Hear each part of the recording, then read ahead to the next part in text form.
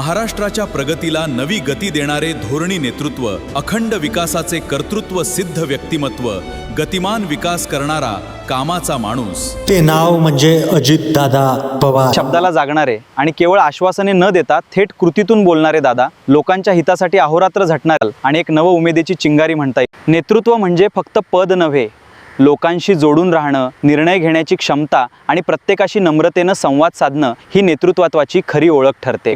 काही व्यक्तिमत्व केवळ राजकारणापुरती मर्यादित राहत नाहीत. त्यांच्या कामाची पद्धत, निर्णय क्षमता आणि सार्वजनिक जीवनातील शिस्त अनेकांना प्रेरणा देत राहते.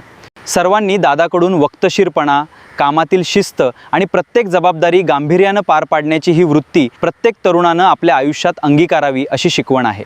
प्रत्येक व्यक्तिमत्वाकडून काही ना काही शिकण्यासारखं असतं. शिस्त, नम्रता, नेतृत्व आणि लोकांशी जोडून राहण्याची वृत्ती. दादांच्या कार्यशैलीतून हीच प्रेरणा घेऊन आपणही समाजासाठी सकारात्मक योगदान देण्याचा प्रयत्न करूया. वाढदिवसाच्या मनापासून हार्दिक शुभेच्छा दादा. दादांच्या स्मृतींना उजाळा देत मिस यू दादा. तुमच्या नावासमोर स्वर्गीय लावणे आमच्या हिंमतीचा विषय नाही. अजितदादांना शतशः विनम्र अभिवादन.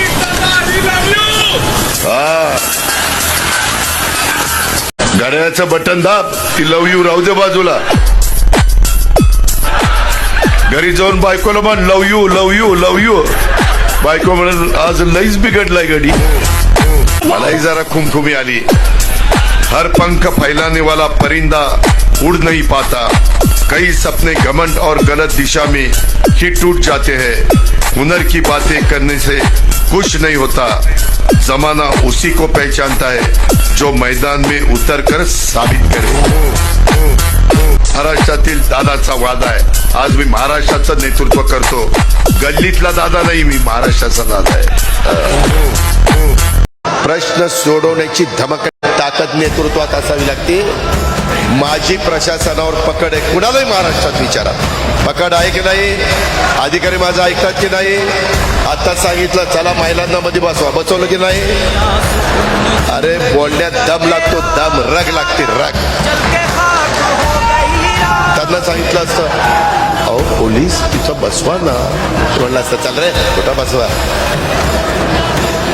काम करून घेण्याची पण नॅक लागते आणि ती तुमच्या आशीर्वादामुळं आम्हाला 35 वर्षात आली आहे. विनम्र अभिवादन.